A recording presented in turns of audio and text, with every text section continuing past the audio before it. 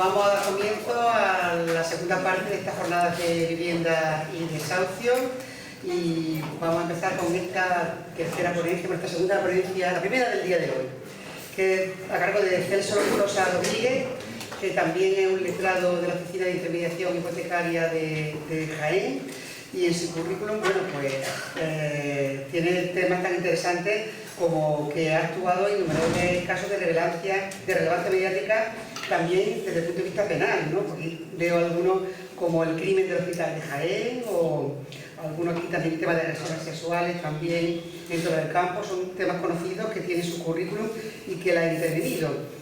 Uno que por aquí es asesinato de las 2.000 pesetas, son temas parece ser que tuvieron muchísima relevancia, yo no los conozco y he intervenido, con lo cual tiene bastante experiencia penal y defensa de este tipo de temas. Tiene experiencia también en la nulidad de la norma subsidiaria de 1980 del Ayuntamiento de Peal de Becerro. La verdad que las normas subsidiarias son normativas urbanísticas y se consiguió la nulidad pues porque el trabajo de Celso fue magnífico. La primera sentencia dictada en España publicada en repertorios de jurisprudencia en la que se acuerda de retirada de la patria potestad por incumplimiento del régimen de visita, también un tema que la verdad es que está muy candente todos los días en nuestra vida diaria. También tiene con la entrada en vigor de la Ley 4/2000 del 11 de enero sobre derechos y libertades de los extranjeros en España y su integración social, colaboró con distintos grupos y ONG en la regularización de extranjeros.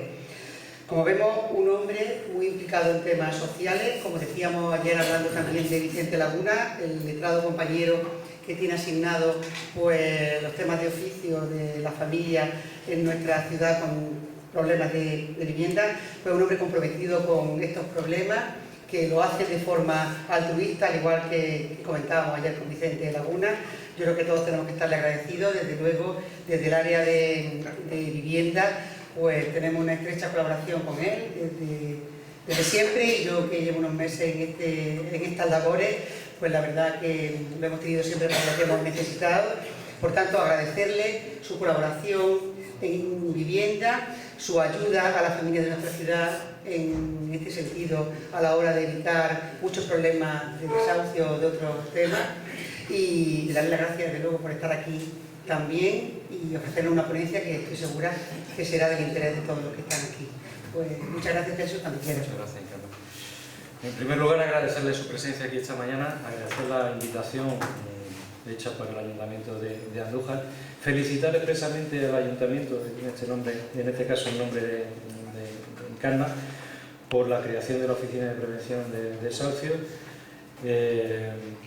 Y bueno, quiero comenzar. Como veis, el título de la ponencia es Función Legislativa en la protección de deudores hipotecarios.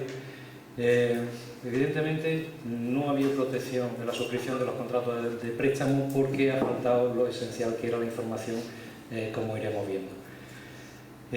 Con respecto a la normativa que regula la hipoteca, la ley es del año 1946, la ley que está actualmente en vigor. Lógicamente desde aquel año ha habido distintas modificaciones. Tuvo ese desarrollo normativo en virtud del decreto 14 de febrero de 47, el reglamento hipotecario, y tenía como antecedente la ley hipotecaria de 1909 y la de 1861, que es la primera que se conoce. Como digo, falta información incluso a la hora de saber qué es lo que se estaba haciendo. Todos sabemos lo que es un deudor, simplemente es una persona que debe, pero no tenemos tan claro lo que es una hipoteca. Entonces voy a empezar por dar algunos conceptos básicos. Primero, el concepto de lo que es una hipoteca, un poco cómo se formaliza, y algo que creo que puede resultar muy interesante es cómo están estructurados los contratos. Todo esto de manera muy breve. En cuanto al concepto, podemos encontrarlo en el artículo 12 de la ley hipotecaria, que se nos dice que es un derecho real de garantía para asegurar el cumplimiento de una obligación pecuniaria. En sentido gráfico, voy a una entidad bancaria o a un particular, porque también se pueden solicitar préstamos con garantía hipotecaria con los particulares. Vamos a hablar de la entidad bancaria. Voy a una entidad bancaria y le digo: mire usted, quiero un préstamo de 80.000 euros. Lo primero que te hace el director es decirte: bueno, ¿y cómo me asegura usted que me va a pagar? Pues mire usted, yo tengo una vivienda y pongo en garantía esta vivienda, de tal manera que si yo no hago frente a las cuotas hipotecarias, pues se vende esa vivienda y con el importe de la venta ustedes se cobran total o parcialmente la deuda. Se puede poner como garantía en realidad lo único que se hace es que mi derecho de propiedad queda grabado con un derecho real de garantía de la entidad bancaria. Es simplemente una garantía. Yo sigo siendo el dueño, pero con las limitaciones del gravamen. Se puede poner en garantía cualquier bien, la propiedad de cualquier bien, solo que hay bienes que no están regulados por la ley hipotecaria hasta del año 1946, sino que llevan una regulación distinta. Como por ejemplo, si se pone en garantía un coche, un avión o se pone maquinaria industrial, estaría regulado por la ley hipotecaria inmobiliaria del año 1954, o si lo que se pone, por ejemplo, un barco, estuvo regulado por la ley 21 de agosto de 1893 de hipoteca naval, que ha estado vigente hasta el 25 de septiembre de 2014, y actualmente los artículos 126 y siguientes de la Ley de Navegación Marítima. Pero además de propiedades, además de derechos reales de propiedad, se pueden poner como garantía otro tipo de derechos reales, como por ejemplo el de usufructo. Hay algunas limitaciones que vienen previstas con el artículo 108 de la Ley hipotecaria. En principio se puede poner en garantía casi todo, digo, con las limitaciones que viene el artículo 108. Como he dicho anteriormente, es una garantía. Yo le solicito al banco un préstamo y me dice, si no paga, se ejecuta el bien y con lo que se saque te cobra. ¿Qué pasa si con lo que se saque de la venta de la vivienda no es suficiente? Con eso falta dinero. Yo debo 80.000 euros, sale a subasta la vivienda y resulta que se cobran solamente de 70.000. ¿Qué pasa? Pues lo que pasa viene en todo y cada uno de los contratos de las hipotecas que tenemos en nuestras manos todos los días. Y viene concretamente, normalmente, en las cláusulas no financieras, en alusión al artículo 105 de la ley hipotecaria, que nos dice: la hipoteca podrá constituirse en garantía de toda clase de obligaciones y no alterará la responsabilidad personal limitada del deudor que establece el artículo 1911 del Código Civil. Eso lo que quiere decir, esa responsabilidad personal limitada, es que si con la venta de la vivienda no es suficiente, pues después la entidad bancaria seguirá con el resto de bienes de los que seamos propietarios en el presente o en el futuro, conforme al artículo 1911. Expuesto lo que pierde la casa, otra casa, un coche, lo que corresponda. Siempre, lógicamente, siguiendo el orden de declaración de embargos que prevé el artículo 592 de la Ley de Enjuiciamiento Civil. Desde el mismo momento en que se formalizan los contratos, falta información, como digo, porque esto había una manera de haberlo evitado, y era haberla hecho conforme al artículo 140 de la Ley hipotecaria, que prevé expresamente que no tanto lo dispuesto en el artículo 105, podrá válidamente pactarse en la escritura de constitución de la hipoteca voluntaria que la obligación garantizada se haga solamente efectiva sobre los bienes hipotecados. En este caso, la responsabilidad del deudor y la acción del acreedor, por virtud del préstamo hipotecario, quedarán limitadas al importe de los bienes hipotecados y no alcanzarán a los demás bienes del patrimonio del deudor. En las cláusulas no financieras se hubiera hecho constar esto y simplemente se hubiera ejecutado bien. Si no se tiene bastante, pues se hubieran aguantado. Si hay alguien de los que estamos aquí que haya visto alguna escritura en la que se haya hecho conforme a este artículo, yo no lo he visto. Pero no solo no lo he visto, es que ni siquiera las entidades financieras daban la opción. Una vez visto un poco el concepto, que como decimos es una garantía, vamos a hablar un poco de cómo se formaliza, porque además al hecho de que sean las notarías, a la gente le ha venido un poco grande, a los notarios los tenían un poquito endiosados y a veces han cometido errores precisamente por eso. En principio, en el derecho español rige la libertad de forma en los contratos, de tal manera que los contratos, en virtud del artículo 1278 del Código Civil, son obligatorios cualquiera que sea la forma en que se hayan celebrado, siempre que en ellos concurran las condiciones esenciales para su validez, consentimiento, objeto y causa. Bien, en principio, sea como sea. Le he puesto una fotografía, eso es un contrato de compromiso de fichaje de Lionel Messi, se hizo en una servilleta de papel y tenía plena eficacia. Una venta de una vivienda podemos hacerla en un folio, en un papel, en una servilleta de un bar y tiene plena eficacia. Cuando un préstamo yo les presto la pluma y se comprometen a devolverla pasado mañana, lo podemos hacer en cualquier tipo de contrato, incluso de manera oral, simplemente nos echamos la mano y habría problema a la hora de acreditar que efectivamente se ha hecho si es de manera oral. Se buscan testigos y ya estaría válido. No ocurre lo mismo cuando se trata de préstamos en los que se pone como garantía un derecho real. Están sometidos en este caso a una serie de formalidades, concretamente tienen que estar, ni más ni menos, al final lo que estamos hablando son contratos de préstamos, simplemente con la diferenciación de que se ha puesto una garantía. Tienen como formalidades que se tienen que hacer ante notario, porque así lo prevé expresamente el artículo 3 de la ley hipotecaria, se tienen que inscribir en el registro de la propiedad conforme al artículo 2, y luego ¿se sigue siendo dueño del bien que se hipoteca? Sí, se sigue siendo dueño. Puedes volver a hacerle otra hipoteca si el valor del bien te lo permite, puedes venderlo con un matiz a la hora de venderlo. Si yo quiero vender mi piso en 100.000 euros, resulta que tengo una hipoteca de 80, si el que me lo va a comprar me va a dar los 100.000 euros, no hay ningún problema. Si me va a dar 20 y va a cancelar la hipoteca por los 80 que tiene de hipoteca, no hay ningún problema. Ahora bien, si me va a dar 20.000 euros y lo que pretende quedarse con la hipoteca, necesita autorización expresa de la entidad bancaria conforme al artículo 118 de la hipotecaria. No se permite, no se puede obligar a la entidad bancaria además a que acepte la subrogación de ese comprador. Es una cosa que se suele dar con mucha frecuencia. Una puntualización porque además he visto muchas hipotecas que se comete este error. Imaginaos que yo pido 80.000 euros de préstamo y le digo, mira, que tengo un piso que quiero poner como garantía, pero el banco me dice, no, pero es que con el piso no es suficiente, tienes que ponerme también la plaza de garaje. Bien, tengo una plaza de garaje y te la pongo como garantía. En la escritura de hipoteca se tiene que especificar qué importe de esos 80.000 euros responde cada uno de los bienes. Pues mire usted, de 60.000 euros va a responder el piso, de 20.000 euros va a responder la plaza de garaje, por ejemplo. De otra manera, eso lo prevé así el artículo 119 y además, si no está esa especificación, que en algunas de las escrituras que he visto no está, debería estar prohibida la inscripción conforme al artículo 216 del reglamento hipotecario. Eso además lo que permite es que se puedan liberar los bienes de manera independiente. Mire usted, yo voy con 20.000 euros y quiero cancelar la parte de esos 20.000 euros y liberar en la plaza de garaje. Voy con 60 y puedo liberar el piso.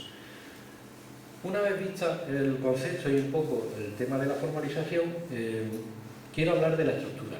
Me está pasando, la mayoría de la gente cuando habla con ellos, ya digo, no sabían lo que estaban haciendo, pero es que a posteriori tampoco lo saben. No saben qué es lo que hicieron. Se encuentran con contratos que tienen 70, 80 o 100 folios. Pero es que incluso compañeros que me llaman y me dicen, Celso, oye, ¿cómo sé yo si hay una comisión por posiciones deudoras? ¿Cómo sé yo si tiene una cláusula suelo? ¿Tengo que leerme los 100 folios? Bien, voy a dar una nota de tal manera que si queremos ver si tenemos cláusula suelo, con un simple vistazo en medio minuto seamos capaces de localizarla. Como todos los contratos, en este caso, pues, lo he estructurado: identificación de partes, cláusulas financieras, cláusulas no financieras y advertencias notariales. Además, os diré que todas las escrituras de hipoteca tienen más o menos el mismo formato y os voy a decir por qué.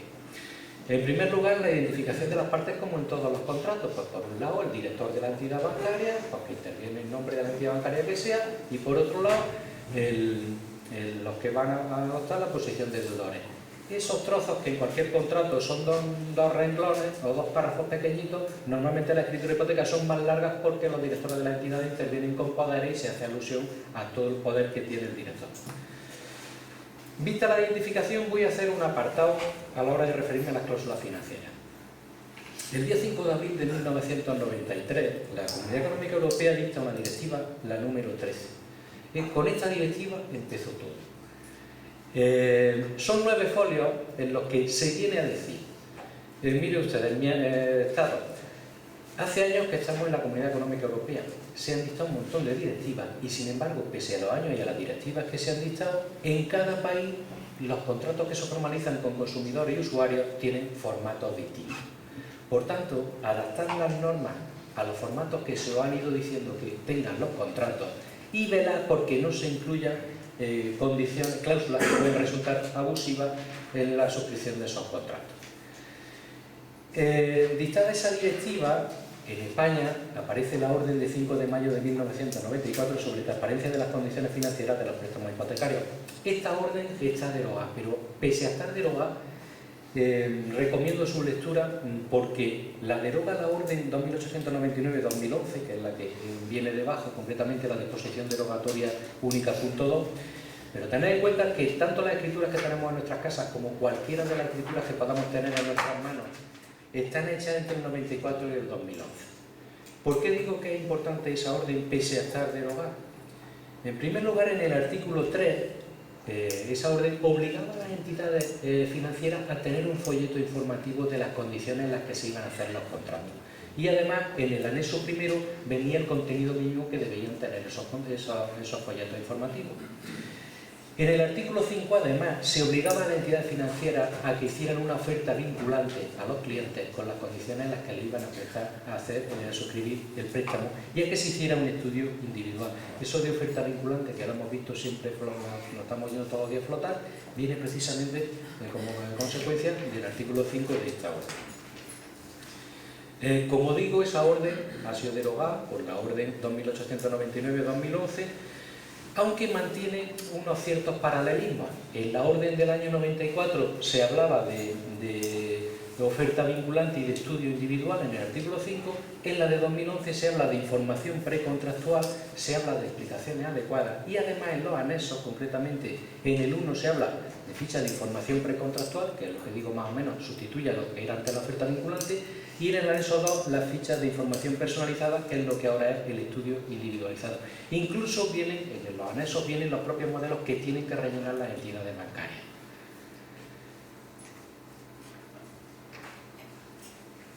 Volvemos otra vez, en cuanto a la estructura de identificación de partes, vamos a ver las cláusulas financieras. Las cláusulas financieras venían en esta orden de 5 de mayo de 1994 en el artículo 6 y en el anexo segundo. En tanto en el artículo 6 se dice cuáles son las condiciones, las cláusulas financieras que tiene que tener una escritura de hipoteca, e incluso en el anexo segundo se dicen los ordinales en los que tiene que constar. De tal manera que todas las escrituras de hipoteca, en el ordinal primero, en la cláusula financiera primera se hace alusión al capital, en la cláusula financiera segunda al plazo de amortización, en la tercera los intereses, en la cuarta las comisiones, en la quinta los gastos y en la sexta los intereses de demora.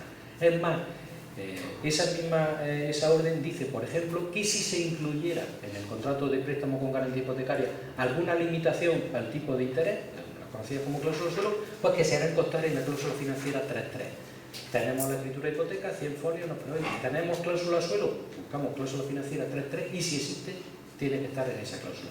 El TAE, ¿cuál es el TAE de la operación? Pues el TAE viene también concretamente en la 3.4. De las comisiones, una comisión por posiciones deudoras, pues viene en la cláusula financiera 4.4. Vienen ahí a raíz de esa orden y eso nos facilita muchísimo el encontrar en un mamotreto de 100 folios donde está cada una de las cláusulas. En cuanto a las cláusulas no financieras, son acuerdos a los que se llega con la entidad bancaria, no son en principio obligatorios, que no es obligatorio que estén en el contrato, pero que una vez que se firman sí que obligan a las partes. Concretamente se suelen hacer alusión al tema de los seguros. Se me pregunta, oiga, ¿es obligatorio que haya suscribir seguro sobre la vivienda? Perdón, tener un seguro. Sí, es obligatorio. El artículo 10 del Real Decreto 716/2009 obliga a que se tenga seguro, un seguro de daño e incendio. Lo que no te pueden obligar es a tener un seguro de vida. Se suelen poner también algunas limitaciones, sobre todo el tema del arrendamiento. Tiene su cierta lógica. Si uno está pagando de cuota de hipoteca 800 euros, no tiene sentido que tenga el piso arrendado por 100 euros. Entonces, normalmente se suele poner alguna limitación por la cual pues, no se pueda a lo mejor arrendar por menos del 40% de la cuota que se esté pagando de hipoteca. Aquí también es donde se mete lo de la responsabilidad personal, esta a la que he hecho alusión antes, del artículo 105 y el artículo 140 esta de la hipotecaria. Normalmente se describe cuál es el bien que se pone en garantía, se hace alusión incluso pues, al número de finca a registrar y se dice pues, que independientemente de esa garantía, pues, que se responderá, si con eso no hay bastante, con el resto de bienes. Ahí es donde se mete, como he dicho, lo del artículo 105 en relación con el artículo 1911 del Código Civil. Y también se suele meter, hacer descripción de cuáles son los procedimientos de venta, de ejecución, tanto en ejecución judicial como extrajudicial. He puesto, como veis, tasación, y la he puesto un poco aparte porque la tasación viene regulada en el artículo 716/2009. Es obligatorio que toda la escritura de hipoteca se haga una tasación previa de la garantía. Vamos a centrarnos en la vivienda, se pone como garantía un piso, pues es obligatorio que haya una tasación del piso, porque así lo prevé el artículo 8 del Real Decreto 716/2009. Entre otras cosas, porque el artículo 5 le pone un límite a la cantidad que se puede prestar. Este límite es del 60% cuando se trata de, como norma general, sube hasta el 80% cuando estamos hablando de vivienda habitual. Oiga, mire usted, yo quiero 80.000 euros.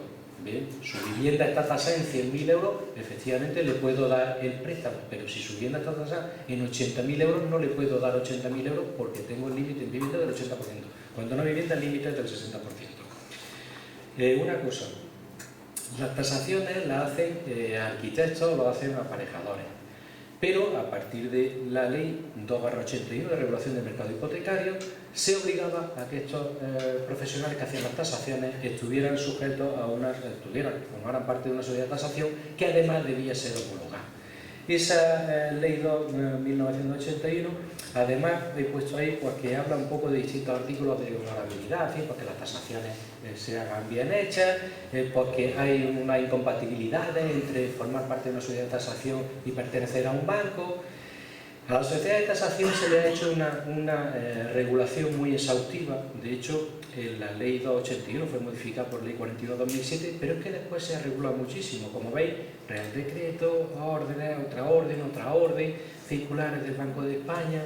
Sabían que la sociedad de tasación, de alguna manera, tenían en su mano el mercado inmobiliario, y bajo mi punto de vista son uno de los grandes culpables de la burbuja inmobiliaria. Pese a que han intentado sujetarle, pues resulta que las tasaciones las han hecho tan altas, han subido de manera artificial los precios, y cuando el mercado no ha sido capaz de asumir el pago de los importes que se estaban poniendo, pues ha saltado por los aires. Yo digo que no ha sido una cuestión de regulación, porque es que han estado muy sometidas a regulación, solo que creo que luego falta, como ha faltado después, suele faltar normalmente, pues estar un poquito encima de ellas para que efectivamente eso que se está regulando se haga bien.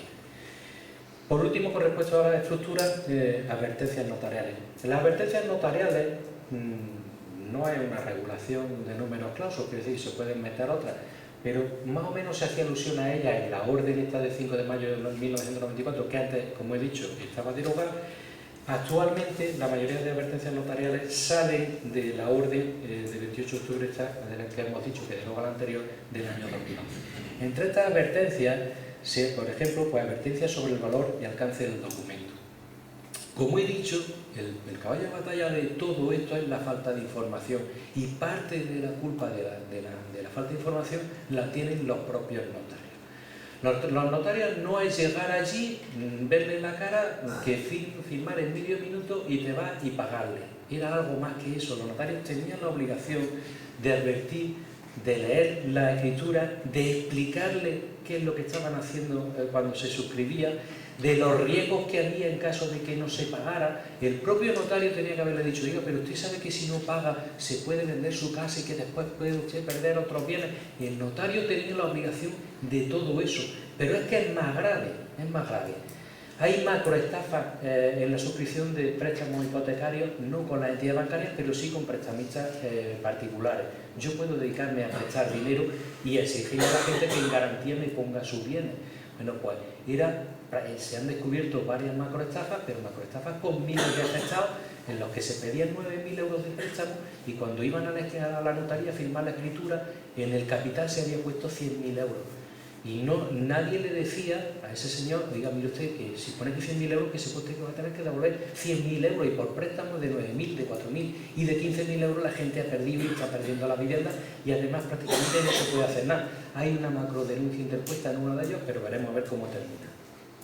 Bien, pues además de en esa orden decirle a los notarios, oye, hacer lo que tenéis que haber hecho, que no lo habéis hecho, además el artículo 6.1 de la ley 1/2013, esta de reestructuración, prevé expresamente: se exigirá una expresión manuscrita por la que el prestatario manifieste que ha sido adecuadamente advertido de los posibles riesgos derivados del contrato. O sea que incluso, además de que el notario tiene obligación de explicarle al cliente qué es lo que está firmando, además debe exigirle que de su puño y letra haga un escrito diciendo, mira, que sí, que me estoy enterando, que estoy firmando, que corro el riesgo y tal. Pero los notarios lo siguen haciendo mal, porque en ese manuscrito las entidades bancarias lo que están haciendo es, en muchos casos, haciéndole a los clientes firmar, renunciar a derechos en otros procedimientos. Ejemplo, Un cliente pone una demanda contra una entidad bancaria solicitando que se declare en una cláusula suelo y la devolución de las cantidades que le han cobrado en la aplicación de las mismas. Bien, ahora hacen una innovación, le meten el escritito este y en ese escritito le obligan a retirar la demanda. Mire usted, ese escrito no está pensado para eso. Ese escrito está pensado solo y exclusivamente para el documento que se firma. Por tanto, señor notario, no permita usted que se emita esa renuncia de derechos porque no está pensado para eso. Siguen haciéndolo mal.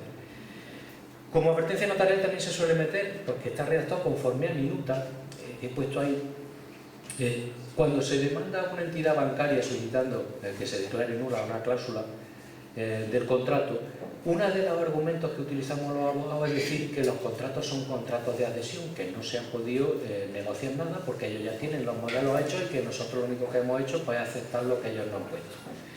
Bien, en las advertencias notariales suele costar precisamente porque la escritura que se está firmando, quien la ha mandado a la minuta es la propia entidad bancaria, con lo cual podemos usar eso a nuestro favor para decir, oiga, mire usted, si nosotros decimos que son contratos de adhesión, que no hemos podido negociar nada, incluso hasta la propia escritura de hipoteca la ha redactado la entidad bancaria y ellos mismos lo han hecho constar en la escritura, que viene de una minuta hecha por ellos. Se mete también, a partir de esta orden, lo de la información precontractual. Como he dicho, eso es una especie de oferta vinculante con las condiciones en las que se ofrece la suscripción del préstamo. Pues el notario tiene obligación de decirle a las partes, a ver, entidad bancaria, ¿usted le ha hecho la información precontractual al cliente? Sí. Cliente, ¿usted ha recibido la información precontractual que tiene que darle? Sí. Pero es que además, conforme a la advertencia notarial que he puesto después, se tiene que preguntar, ¿y coincide una cosa, o sea, lo que le han ofrecido, lo que han acordado, con lo que pone aquí? Todo buscando, como es lógico y como digo, si es que ha faltado información. Hemos visto el concepto, hemos visto cómo se formaliza, un poco cómo está estructurado. ¿Qué pasa una vez que se firma un contrato de préstamo con garantía hipotecaria? ¿Qué pasa? Pues lo que pasa normalmente, pues eso, que iba a misa, de tal manera que no había manera de aquello poder cambiar nada, ni modificar nada, ni nada de nada. Incluso ahora, cuando se presenta una demanda contra una entidad bancaria solicitando la nulidad de alguna cláusula suelo, lo primero que te dice la entidad es, mire usted, artículo 1255 del Código Civil. Los contratantes pueden establecer los pactos, cláusulas y condiciones que tengan por conveniente, siempre que no sean contrarios a las leyes, a la moral ni al orden público. Bien, yo puedo vender un bolígrafo que me ha costado 1 euro, oiga, ¿quién me da 1000 euros? ¿Alguien me da 1000 euros? Yo no le he dicho que bolígrafo haga nada, escribe en azul, tal. Si alguien me los da, 1255, después no te puedes echar atrás. Pues prácticamente eso es lo que le pasaba a los contratos una vez que estaban firmados. ¿Qué posibilidades teníamos? Pues la primera posibilidad nos la brindaba, nos lo brinda incluso la propia escritura de hipoteca, que normalmente prevé la posibilidad de una novación, incluso se fijan comisiones por novaciones. He puesto, como habéis visto, Valon, que por cierto me falta una O, eso es Valon con 2 O. ¿Qué es el Valon? Tened en cuenta que normalmente vosotros estáis viendo, o tenéis escritura, y estáis viendo asuntos de gente que le cabe hacer una reestructuración conforme al Código de Buenas Prácticas, pero no todo el mundo le cabe y hay que saber un poco también las posibilidades que tienen los demás. El Valon no es ni más ni menos que un aplazamiento del parte de capital para pagarlo en una cuota final. Suele venir en los anuncios de los coches caros, normalmente suele venir este tipo de un balón de estos para el final. Vamos a ver, yo debo 100.000 euros de un préstamo hipotecario, resulta que no puedo pagar la cuota, entonces necesito que esa cuota baje. ¿Cómo lo hago? Si ahora mismo a mí en el recibo de hipoteca pago 400 euros, 200 de capital y 200 de intereses, tengo una opción, intentar rebajar los intereses negociando con la entidad bancaria o intentando bajar lo que pago de capital. ¿Cómo lo bajo? Pues si en vez de sobre 100.000 euros a mí me lo calculan sobre 70.000, lógicamente el capital que pago en cada recibo es menor. Claro, me comprometo a dentro de 30 años, en el último recibo, pagar 30.000 euros de golpe. Pero bueno, de aquí a 30 años ya veremos si lo que necesito es oxígeno ahora. Pues esa posibilidad de innovación e incluso esa posibilidad de valor viene prevista en muchas de las escrituras de hipoteca y hay que tenerla en cuenta cuando se lee. La siguiente posibilidad que había, porque hay que tener en cuenta que aunque tenía prevista esa posibilidad de innovación en la propia escritura de hipoteca, yo he firmado y he acordado unas condiciones con una entidad bancaria. Yo puedo llegar y decir, oye, que mira que resulta que quiero cambiar algunas condiciones porque no puedo pagar, y las condiciones, y la entidad bancaria no está obligada a cambiar las condiciones si no quiere.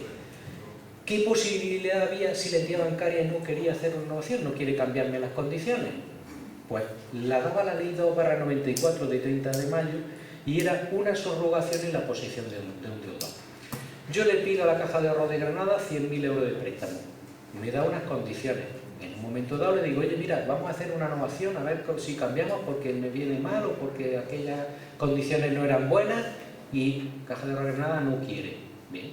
Me voy al Banco de Santander y le digo, mire usted, quiero 100.000 euros. ¿En qué condiciones me los da usted el préstamo?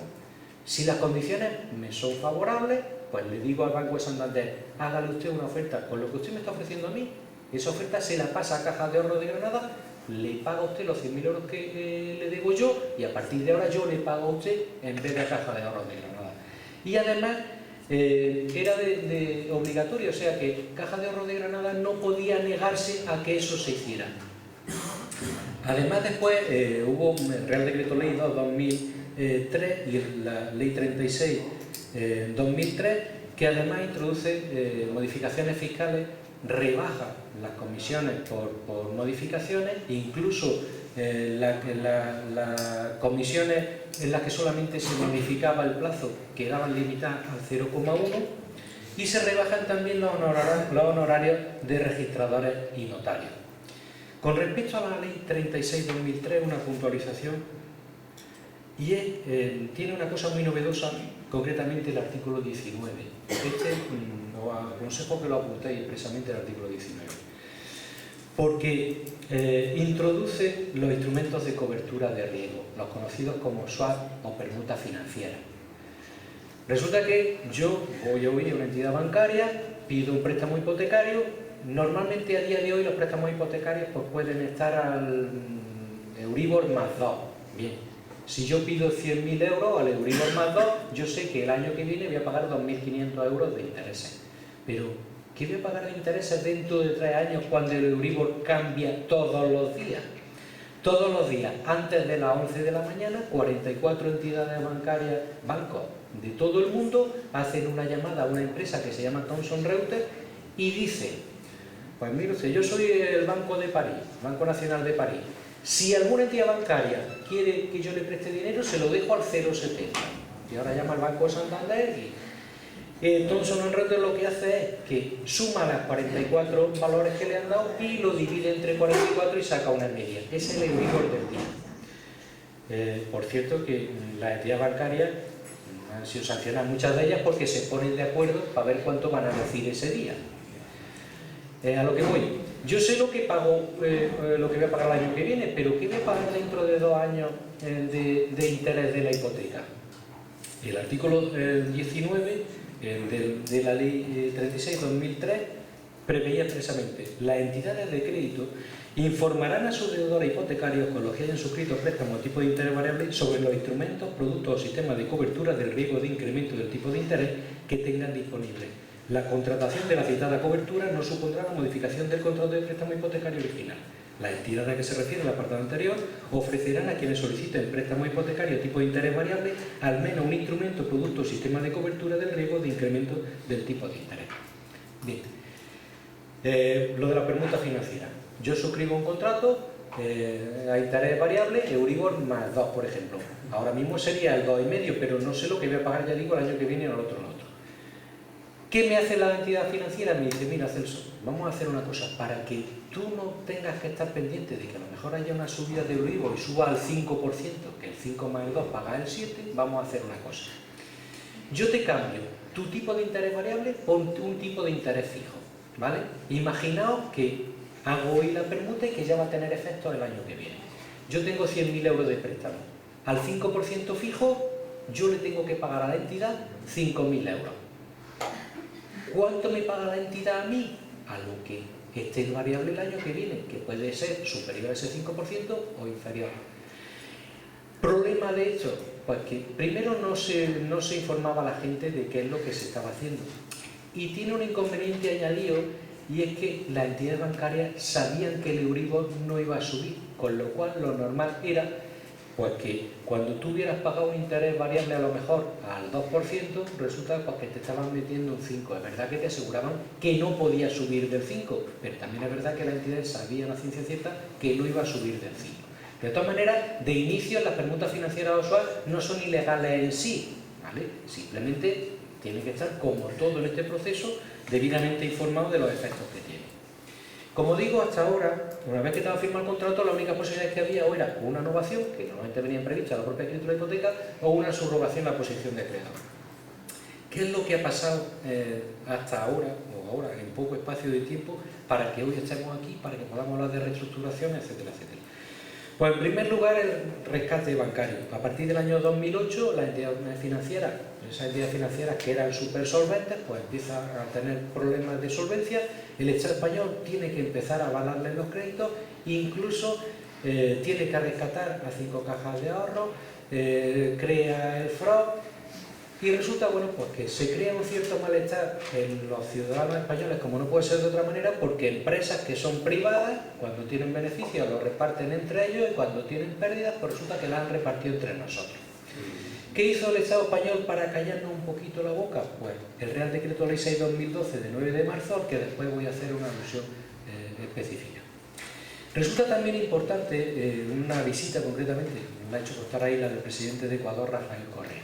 Resulta que, claro, el problema de la hipoteca y el problema de pago de la hipoteca no solamente lo tienen los ciudadanos españoles, lo tienen también los inmigrantes que han venido a España. Bueno, concretamente, los ecuatorianos son unos inmigrantes que venían con la intención de quedarse mucho tiempo en España, habían comprado préstamos y pues, prácticamente 15.000 familias ecuatorianas tenían problemas de pago en ese momento. Lo que se hace es que a través de una organización de ecuatorianos solicitan al presidente de Ecuador que venga a España para explicarle cuál es el problema.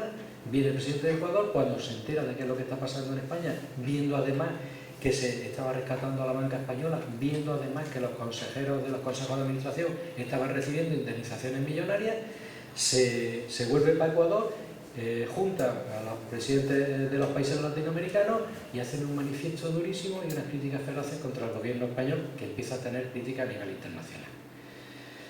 Por otro lado, hay un dictamen del 8 de noviembre del año 2012, concretamente es de la abogada Julián Cocó, una abogada general del Tribunal de Justicia de la Unión Europea, en la que pone verde al gobierno español. Antes he dicho anteriormente la directiva del año 93 con la que empezó todo. Bueno, pues en este dictamen la abogada general del Tribunal de Justicia de la Unión Europea viene a decir, vamos a ver, se os advirtió, Estado español, en el año 93 que regularais los contratos que se hicieran con consumidores y usuarios. Se os dijo que velarais por ellos. Pues estamos viendo cómo se están haciendo los contratos con la gente que está haciendo préstamos hipotecarios y resulta pues, que no estáis mirando nada, que se están metiendo las cláusulas que son abusivas y vosotros lo estáis permitiendo. Posteriormente ocurre el suicidio de unos días, al día siguiente de ese dictamen, el suicidio de Amaya Egaña. En tema de violencia de género, hay un antes y un después del asesinato de Ana Orantes, recordáis esta mujer que es el marido la que muere en Granada. Pues en el tema de la hipoteca hay un antes y un después del suicidio de Amaya Egaña. Resulta que no es el único, de hecho por desgracia hubo muchos. En Granada, el dueño de un bar se inmoló en la puerta del bar. Pero este tuvo un significado muy particular, porque resulta que era una persona que era muy conocida, había sido concejal del Partido Socialista, en ese momento trabajaba en recursos humanos en una empresa de transporte, y resulta que el día del suicidio, día 9 de noviembre, llega a la comisión judicial para hacer el lanzamiento de la vivienda y ella se lanza desde la ventana de su casa, un cuarto piso, se tira a la calle y la propia comisión judicial pues, se encuentra en los pies. Cuando vuelve la comisión judicial al juzgado, de vuelta al juzgado, pues resulta que el juez decano de Baracaldo, porque esto fue en Baracaldo, puso el grito en el cielo, hizo unas declaraciones feroces contra las normas que había en España, convocó una junta de jueces decanos, los 46 jueces decanos hicieron un informe, hicieron una propuesta al Gobierno, incluso al Consejo General del Poder Judicial, insta al Gobierno a que haga una modificación sí o sí. Tanto es así que efectivamente 6 días después aparece el Real Decreto Ley 27 de 2012, en el que se paralizan se acuerda la paralización de los desahucios durante 2 años para todas las familias que tengan algún problema. En ese momento no se dice de exclusión social, pero que tengan problemas. Se dicta la sentencia del Tribunal de Justicia de la Unión Europea el 14 de marzo de 2013, en la que, en base al dictamen que se había dado el 8 de noviembre de 2012, se pone verde al Gobierno español, se dice que efectivamente se están metiendo cláusulas abusivas a los contratos que se están suscribiendo con consumidores y usuarios, e incluso se llega a hacer identificación puntual de cuáles son esas cláusulas que se están metiendo. En atención a esa sentencia del Tribunal de Justicia de la Unión Europea, el Tribunal Supremo, el 9 de mayo de 2013, dicta una sentencia de Auban, creo que fue contra BBVA, y esa sentencia también marca un antes y un después, porque ya te identifica claramente cuáles son las cláusulas abusivas y el por qué. Concretamente, en esa sentencia se llevó en un procedimiento, inicialmente se llevó en los juzgados de Sevilla, termina en el Tribunal Supremo, porque te dice que los contratos que firman la entidad bancaria con consumidores y usuarios crean la apariencia de ser contratos hechos a interés variable, cuando realmente son variables solamente al alza. Es más, es curioso porque Cajasur estaba abocado a perder todos los pleitos que tuviera. La escritura de hipoteca de Cajasur en el inicio ya te pone escritura de hipoteca a interés variable. Usted sí que desde el principio me lo está diciendo y después me está usted metiendo una cláusula suelo, con lo cual me está usted engañando o me está generando al menos un error. Se dice también en esa sentencia que no se ha prestado información en ningún punto del procedimiento, ni se prestó información, ni se dio información por la entidad bancaria, ni se dio información incluso suficiente por parte de los notarios a falta de información. Hay un antes y un después también de esa sentencia, como después veremos, a efectos de retroactividad de los importes de las devoluciones. Y aparece la Ley 1/2013, a la que también después voy a hacer una alusión específica. En la sentencia del Tribunal de Justicia de la Unión Europea del 21 de enero de 2015, en cuanto a intereses de demora, resulta que desde el año 2013 poníamos una demanda en el juzgado, declaraban nula a lo mejor la cláusula de los intereses de demora. Mire usted, es nulo que haya un 29% de intereses de demora, pero lo que hacían no era quitar la cláusula, lo que hacían era moderarla y dejarla en 3 veces el interés legal del dinero. Entonces, del 29% pasaba al 12%. Bueno, el Tribunal de Justicia de la Unión Europea, el 21 de enero de 2015, dicta una sentencia en la que dice: mire usted, si usted declara nula una cláusula, es nula desde el principio, por tanto no puede dejar los intereses de demora del 29 al 12. Si 29 es abusivo y es nulo, pues no hay intereses de demora. El Tribunal Supremo dicta una sentencia que también ha creado jurisprudencia el 25 de marzo de 2015 respecto a la retroactividad de la devolución de cantidades. Esta sentencia fija, cuando se declara nula una cláusula suelo, fija el tiempo de devolución desde mayo de 2013 en adelante. Esa sentencia fue objeto de informe en octubre de 2015 por parte de la Comisión Europea, en la que se dijo: oiga, mire usted, nosotros entendemos que si la cláusula suelo es nula, debe ser nula desde el principio y debe devolverse lo que se haya cobrado mal desde el principio, y no como se está haciendo en España en la aplicación de la sentencia del Tribunal Supremo de 25 de marzo de 2015, solo y exclusivamente desde mayo de 2013 en adelante. Curiosamente, hay un juzgado, que es el Juzgado Mercantil número 1 de Granada, que sigue el criterio de que sí está devolviendo los importes desde la fecha de suscripción de los préstamos hipotecarios. Todas estas circunstancias y esas regulaciones han llevado que ahora tengamos unas posibilidades de actuación, además de la de innovación y de la de subrogación en la posición del acreedor, debe a Caja de Ahorros de Granada buscar al Banco Santander o otra entidad que tenga mejores condiciones. Además de esas posibilidades, pues se han creado otras posibilidades, tanto a nivel extrajudicial como a nivel judicial. Concretamente, a nivel extrajudicial, apareció el Real Decreto Ley 6/2012, que nos daba pues unas posibilidades. Concretamente, cuando se dieran unos requisitos, tal como prevé ese Real Decreto, nosotros teníamos unas condiciones con la entidad bancaria. Esas condiciones, salvo que la propia entidad bancaria quisiera cambiarlas, pues no había manera. Salvo que te buscara otra entidad que te diera mejores condiciones y que se quedara, asumiera la posición de este. Eso es lo que teníamos hasta entonces. Este Real Decreto lo que nos permite es que cuando se den una serie de circunstancias, la entidad financiera, por narices, tenga que cambiar las condiciones en las que se había suscrito el contrato. Había unos requisitos previos que prevé el artículo 5 de ese Real Decreto. Concretamente, tienen que ser en contratos que se hubieran firmado para la compra de una vivienda.